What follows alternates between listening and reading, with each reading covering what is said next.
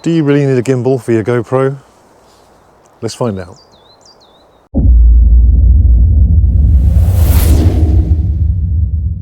Now, if you're one of my subscribers and you've clicked on this video to watch a lovely wild camping video, then that's not going to happen. So if you're only interested in watching wild camping videos, then don't watch this.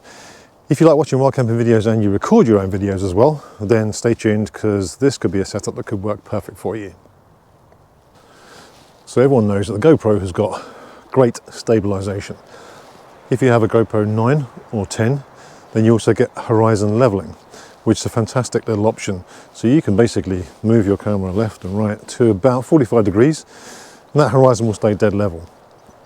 Other than that, it will just flick a little and then it will jump back. So it's not perfect, but it does give you really, really good stabilization and great horizon leveling. Anything from the GoPro 8 down, you do not get that as an option.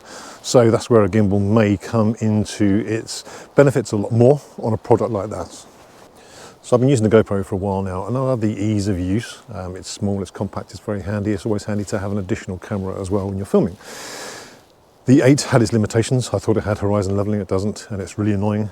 And the problem with the stabilization on it is when you pan, if you go slightly off angle, it accentuates that angle because it slows it down. So as you start to correct it, instead of it jolting back, it will sway past it and sway past it. So as you're panning, you end up getting a wavy horizon, and it looks terrible. And it's difficult to sort that out in edit as well. I now have the Hero 10. That is a lot better. It has horizon leveling, and it's a fantastic piece of equipment. When you tilt it, you can go up to about 45 degrees and it will still stay dead level on the horizon. So it is great for stabilization. The problem with it is, though, you can only use it in linear mode. So if you've got a 9 or a 10, you can only use horizon leveling in linear mode, which means if you want to use the wide or super wide view, you can't do it. Now, I've mentioned a few times recently about a gimbal for the GoPro, and a couple of people have said, don't need it, just get the max lens mod. Great, if you've got a 9 or a 10, then you can put the max lens mod on it, but you can't otherwise. The only benefit the max lens mod does give you is a wider field of view and 360 degree horizon leveling. So you can literally turn the camera upside down and it doesn't move. It stays dead steady, which is fantastic. It's a great bit of equipment. But you can do that on the GoPro 9 or 10 without the lens mod. And not a lot of people know that. You can have to activate lens mod on the GoPro 9 or 10 and it will work exactly the same, but it won't give you the wider field of view. So all the lens mod does is give you a wider field of view. Now that lens mod will cost you £90, £63 if you're a subscriber. So that's £90 for a lens. Let me just point out some of the downsides to it. One, it protrudes quite a lot from the camera. So you get a domed effect and it's quite big and makes the camera a bit larger. On top of that, there is no way of protecting it. I have a glass screen protector on my camera lens at the moment and on the screens front and back.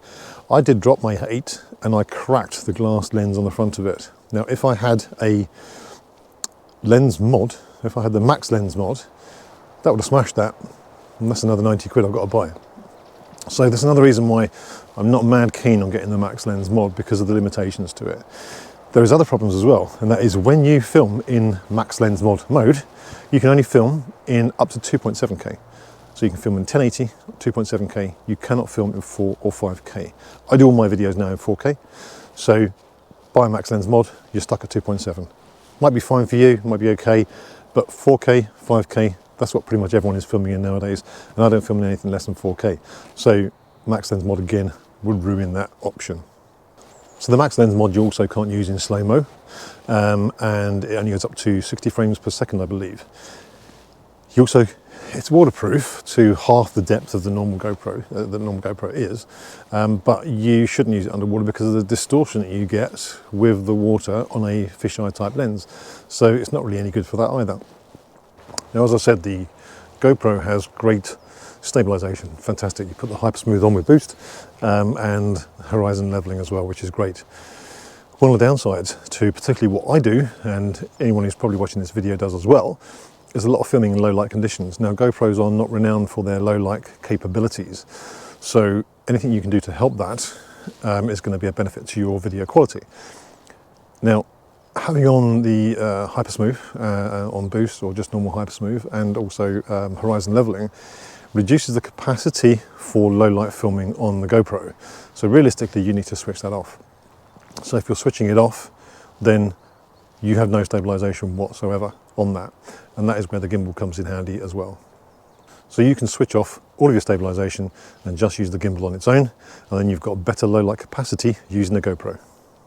Another benefit, if you have ND filters and you use them on your GoPro, which a lot of people do, so give you better clarity, pictures and photos and videos, again, you cannot use that alongside the hypersmooth, because it will again cause problems with it, similar to low light issues. So ND filters don't really work very well with stabilization. You need to turn hypersmooth off, stabilization off, horizon leveling off to use your ND filters. So again, using a gimbal, it opens up the capacity to use an ND filter should you need it. Realistically, the GoPro Max Lens mod is just going to give you a super wide field of view with horizon leveling. That is all it's going to do. Or you can get yourself a gimbal and get all of those benefits plus more. Let me show you.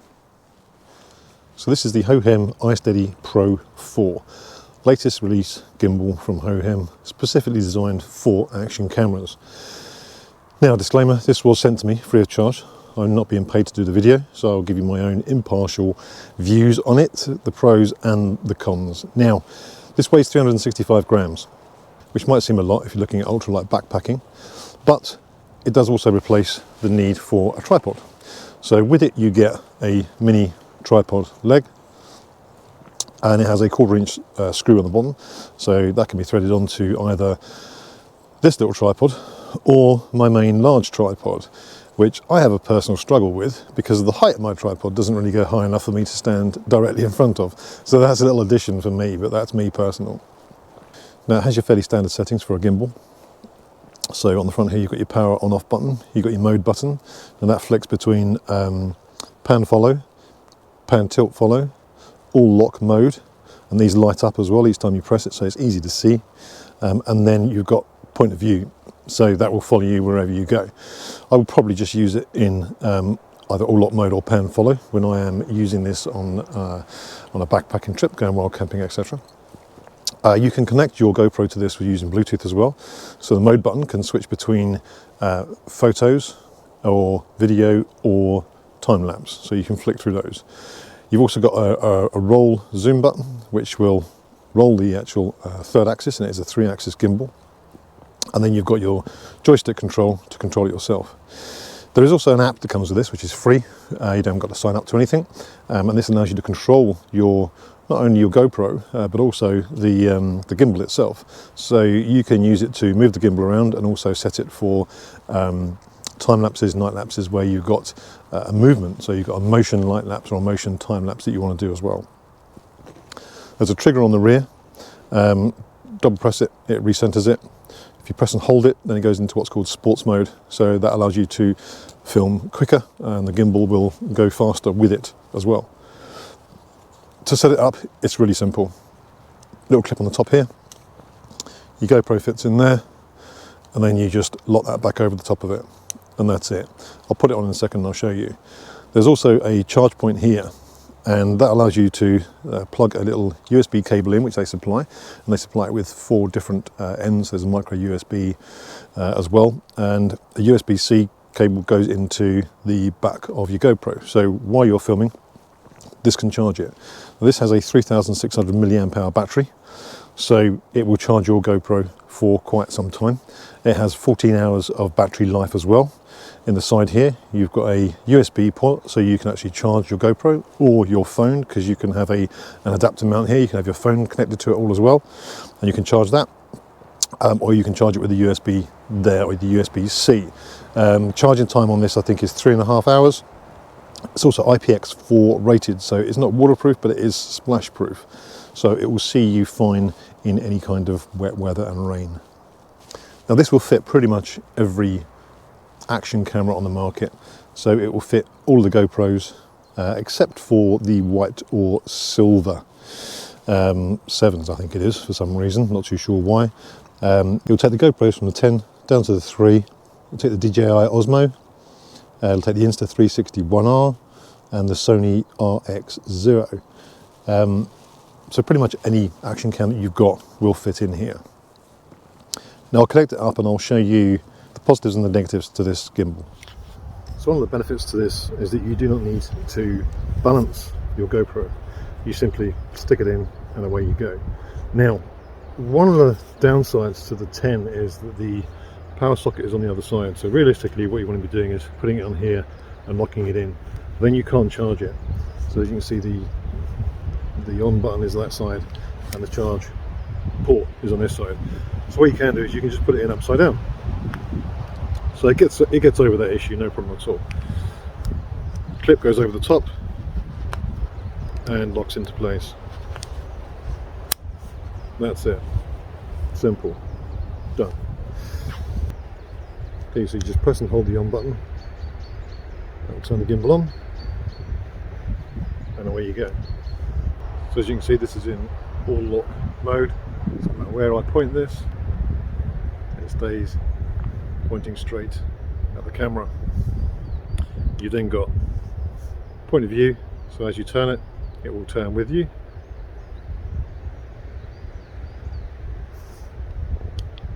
Pan and follow, so now this won't change its horizon axis, but it will follow for wide filming.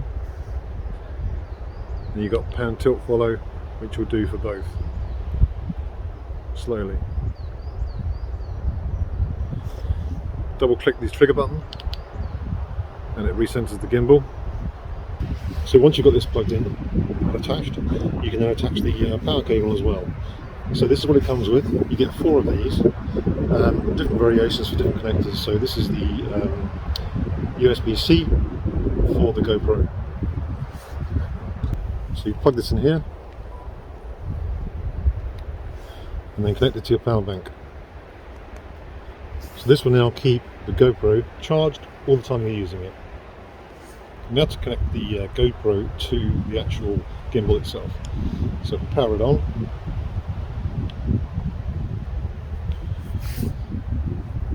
what we do is we double press the Bluetooth button that goes into pairing mode, and there we are, it's connected already. So what you have to do is go into the GoPro connections app, connect it to the GoPro Quick app, and then it will just connect straight away to the gimbal. Okay, so once this is paired, you can now control your GoPro using the joystick. So you can pan, left, right, tilt, up, down, and you also have a rotation lever here. So this will actually turn it 30 degrees either way, plus or minus. And then just double click the trigger and that will recenter it back to where it was. Now if you press and hold the trigger, it puts it into sport mode. So when you are panning across, it goes quicker as opposed to it being smooth and slow. So if you're filming motorsports or someone moving quite fast, it's a handy option to have, otherwise it will just go slowly like so. And in all lock mode, everything is locked, so no matter where you turn this, it will stay dead centered. So this is great for if you're vlogging, filming yourself. If you're walking along, no matter how your hand moves about, it's always going to be pointed at the subject you want it pointed at. See on the screen here, I'm in time-lapse mode at the moment. So if you double press the power button, that will change it to standard video mode or whatever video mode you have it set in. Double press again, it goes to photo, whatever photo mode you had it in, and then double press again, it goes through to your time-lapse settings. So this will control your GoPro completely because you don't have access to the side button to go through those options, but you can swipe on the screen, but this allows you to control it fully just using the gimbal, which is a great little addition, I think. So another option you have when you are in point of view mode is you have what they call inception mode. So you can film an inception scene. This turns 600 degrees.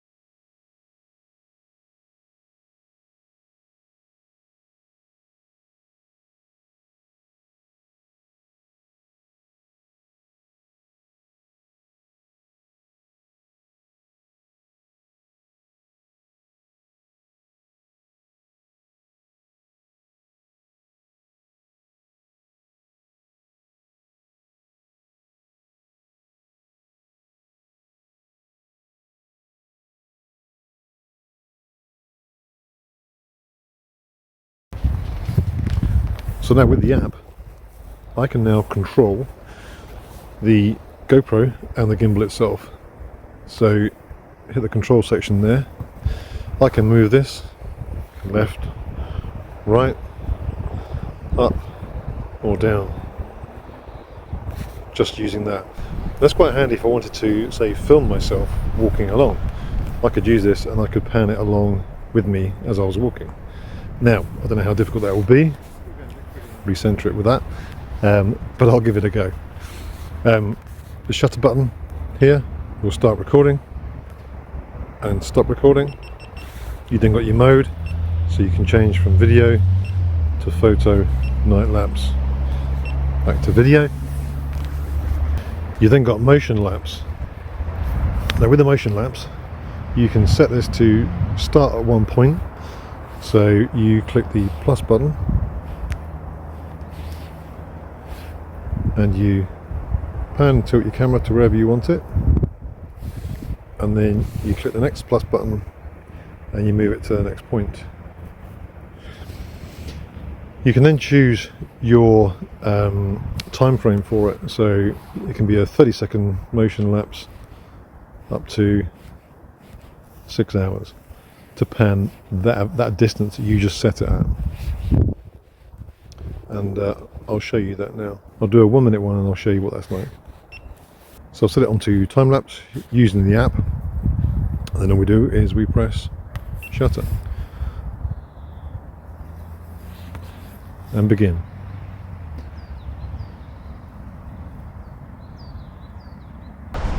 One of the things I really like about this is the fact that you can control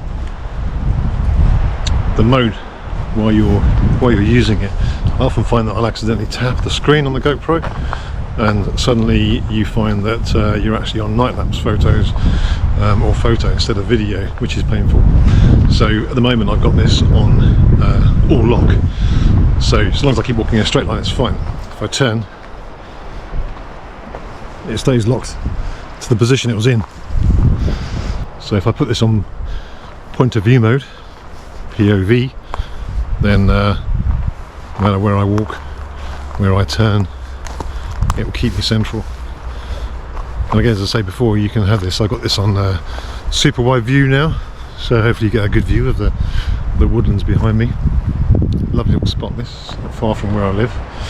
Great space for walking around, although there's Royal Marines training everywhere, looking at me like I'm some kind of weirdo running around. I was going to film them, they wouldn't let me, just to do a speed shot to see them running past with all their sniper gear on. They're all fully camoed up with all the extra bits hanging off their hair, like grasses and weeds and stuff, which is quite cool. So yeah, this is just me walking around normally. Hyper smooth is off, but I'm using the gimbal. Tell me what you think, comments below.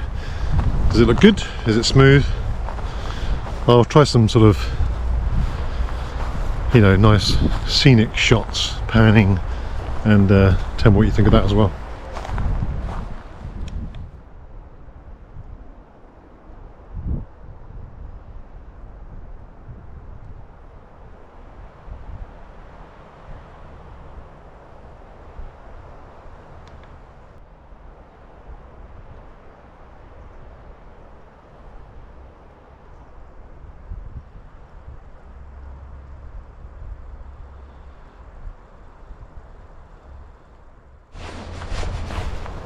So the last clip with me was with the Hypersmooth on, apologies. I thought it was switched off. So this is with Hypersmooth off, no boost, no nothing, just using the gimbal.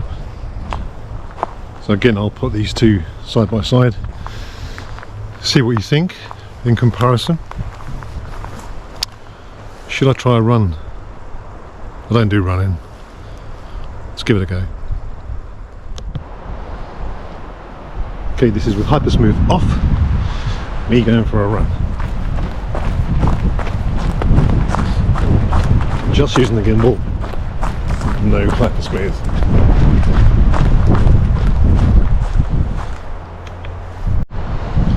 Okay, this is me running, Hypersmooth on the gimbal.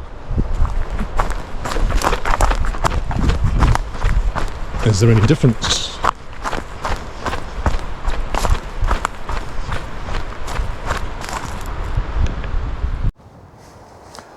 Now, one of the downsides to using this gimbal is that you cannot use it with a media mod on it. It won't fit.